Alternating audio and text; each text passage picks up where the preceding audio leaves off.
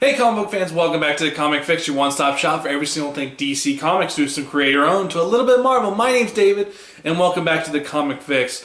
Now, the first book that I'm going to be taking a look at this week is Forever Evil, issue number 5. Now, Forever Evil has been one of those books that people have just looked down upon. Maybe because they have fatigue over all the events that happen over on the Marvel side, and some of the crossovers that happen on the DC side. But it's been 2 years since we have had an actual event in the DC comics. So with this, I kind of went in eyes open. Now with issue number 5, I can say from issue number 1 to issue number 4 of Forever Evil, it hasn't been living up to the hype that we were promised. But issue number 5, I believe, delivers. Now we had 3 branching stories. We had the Crime Syndicate. We got Ultraman trying to get all the kryptonite. We have Lex Luthor and Batman teaming up against some of the villains in DCU. And then we got Sinestro versus Power Ring. Now with all those 3 storylines, you would think that maybe that one story would not get as much time to develop as you would think. Well, in the 30 some odd pages that we are allowed in this issue, it is absolutely gorgeous. David Finch's artwork is top-notch on this book. Now, when I was reading this book in my bed and I was just looking at it on my computer screen, his artwork just blew up and was just so beautiful. You can see he took the time with every single panel and just putting all this little detail in there. And then we have Geoff Johns' writing. Now, Geoff Johns, when he writes Sinestro, he writes Sinestro so well. There's a point in there where you got Sinestro versus Power Ring. Power Ring is running for his life. He has nowhere else to go. He is just hiding. And you see him as a shell of a person. You see his Power Ring talking to him, talking down to him. And then once Sinestro is getting closer, the Power Ring knows that there's something going on. And he needs to get the psyche of this man that's wielding the ring to rise up and go and face Sinestro. And it was in these moments that you knew that there was something special with this issue. Now, every single issue that's come before it has been mediocre at best. But this issue right here just makes you go, oh my god. Every single character has a moment in this book. And it was so awesome just to see what happens to Batman in this issue that I won't ruin it here, but just know that, yeah, Batman got put in his place, and he got put in his place big time. I am so ready for issue number 6, which will come out next month, and it was just fantastic. From the artwork to the writing, to the panel layouts, to the intrigue of all these different story panels going, or all these storylines going on, that it just, you felt like this was a fully realized story. And this issue just delivered. I cannot wait to see what happens to Nightwing. I absolutely love this issue. I give it Forever Evil, issue number 5 of 7, a 5 out of 5. The next book I'm going to be taking a look at is Green Lanterns issue number 28. Now this book right here has the best deal out of any other book that you can pick up this week. Why? Because you get Green Lanterns issue number 28 plus Red Lanterns issue number 28. Just like how last week I gave away one lucky subscriber every single issue Charles Soule's run on Red Lanterns. DC Comics decided we need to get more people onto this book because it's that good, and we're going to give away a free issue with if you purchase Green Lantern issue number 28. And so I just love that DC Comics decided to do this because Charles Soule's run on Red Lanterns is absolutely fantastic.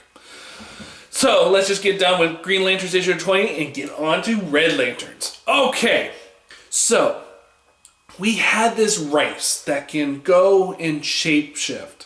They went and broadcast all over the galaxy that the Green Lanterns are going to take control of everybody. And who did they shapeshift? And when they told this to the whole entire galaxy, they shapeshift into the leader, Hal Jordan. And so everybody in the galaxy is fearing the Green Lanterns. And so this story starts off where we see these Green Lanterns are going to Mogo to go and try to just reconnect with the Green Lanterns and figure out their plans from here on out. And they get stopped by the most unlikely person that you would expect. But Supergirl, she has a red power ring, and I was just wondering, I was like, how the hell did she actually get this? I mean, because I've been reading Supergirl, and there's been no mention of this, and so I'm really intrigued to find out how the ring picked her, and how did this all happen. But we start off with, she has a power ring, she's beating the shit out of some Green Lanterns, and it just gets so exhausted that she passes out, and so these Green Lanterns decide to go take her to Mogo for Hal Jordan to figure out what to do. And I love how when Hal Jordan first sees Supergirl, he doesn't recognize her because he never met her. If you remember, the one thing that Hal Jordan lacks the most is that he doesn't really watch after his sector very well. He's barely been at Earth ever since the first story arc in the Justice League run, where it says 5 years ago, this is the first meeting. Ever since then, Hal Jordan's been in outer space. He hasn't been really focusing on the DCU as a whole. He's just been off in his own little corner. And I just love how Robert Venditti takes that time to be like, yeah, this guy, he doesn't know what's going on in his home planet. And so when you got that mixed in there, and then finding out that Hal Jordan gave Guy Gardner the ability to take over one sector, and Guy Gardner decided to take over Earth. And I think that's the best decision because, as you can see, Hal Jordan has not even been at Earth at all. I mean, his sector is probably the worst enforced sectors out of them all. I mean, you just never see him there. And so to see Guy Gardner saying, hey, I am taking over your planet. Or not taking over, but I'm going to be policing your sector. And you cannot do anything about it. And so I'm like, yes, okay, Red Lantern's policing the sector of 2814. That is fucking awesome. So this issue, I do believe, it did have a lot of intriguing moments, but there was a lot of moments for new readers coming in. They would kind of be like scratching their head, being like, what the hell's going on? Because I do believe that this book doesn't take, in storytelling doesn't have enough time to really make sense of what's going on. But if you've been reading it from issue, I think 21, where Robert Venditti came on, you'll be perfectly in the know what's going on. But if you're a new reader coming on, I just do see a big disconnect between everything. But if you want to find out what happened to Supergirl and why she has this red power ring, yeah, pick up this book. Especially with the $2.99 price tag, you get the Red Lanterns, which that's like the main course for me. It's funny though to think that this add-on book of Red Lanterns is the main course, but it is. It's that good, people. So I'm going to give Green Lantern issue number 28. It had some very good intriguing moments, but you definitely tell for a new reader coming in, this would kind of be a bad point to jump on, because you definitely say that with a double issue, somebody would see the value in that and say, oh, I never read a Green Lantern book or a Red Lantern book. I'm going to go and pick this up just because of the great value, and maybe I'll get some headway into two really good series. Well, I can see that the issue number 28 of Green Lantern is just kind of lacking in that aspect. I would have liked to have seen something a little bit more constructive and just a little bit more better. So Green Lantern issue number 28 gets a 2 out of 5. The final book that I'm going to be reviewing for this video is Red Lantern's issue number 28. Now, I absolutely love this series. So freaking good. So, when I got the news I was going to get this book for free, you could tell I was pretty damn excited. So, with Red Lantern's issue number 28, we have such an emotional issue. This is an issue where Charles Soule has made his main goal in the series, as you can evidently tell, is making the Red Lanterns have personality and making them distinctive between each other and making them relatable and likable. Now, one of the things that I always thought about the Red Lanterns is that's the one thing that they would never be, is relatable and likable.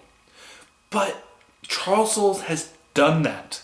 In this issue, you see Guy Gardner dealing with Shadow Thief, and he has made a promise to his off again, on again girlfriend, saying that he will prove to her that he has control of his anger issues and he will not attack and put a finger on Shadow Thief. But he will finish this situation that they're in with his words.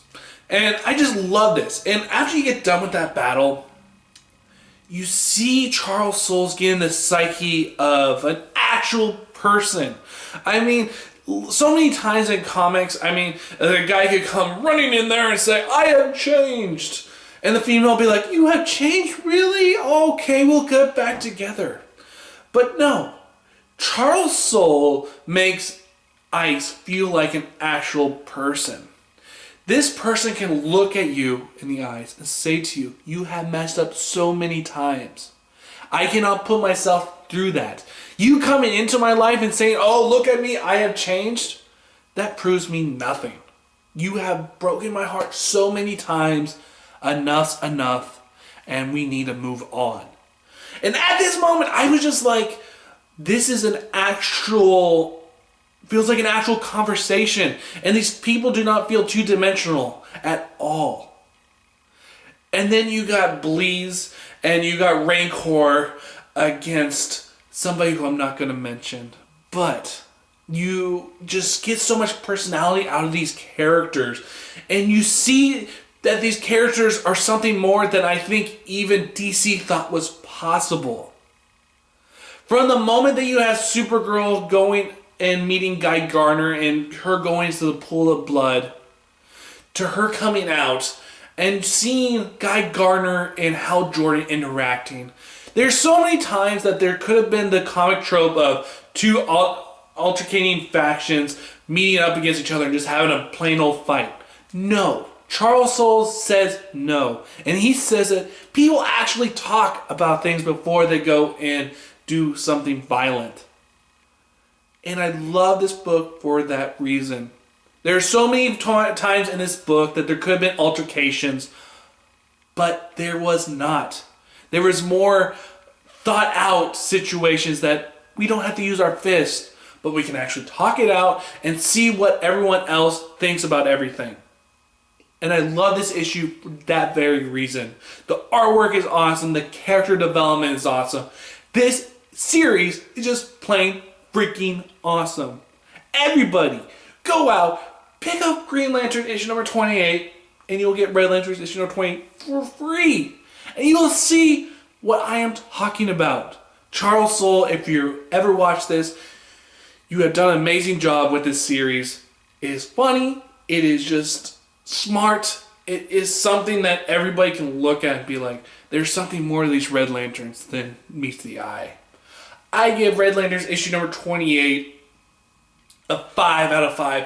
And it's definitely pool worthy. I mean, guys, go out and read this book. I beg of you. I gave one lucky member a free, 7 free issues of Charles Soule's run on Red Lanterns. And it is that good, people. DC's giving away. I'm giving away. I want to prove to everybody that this series is so freaking awesome. So Red Lanterns, 5 out of 5. And remember, comment below and you could be in the running. You have to be a subscriber. Comment down below and you could get in the running to have all 4 issues of Rat Queens. And I will be giving that away on next Wednesday. And so I'll see you guys on another edition of Comic Book Fix. And I'll see you guys next time. Remember, comment below on what you guys thought. And maybe comment just saying, hey, have I checked out Red Lanterns? Yes or no? Tell me. I want to just get the conversation started. So I'll see you guys next time.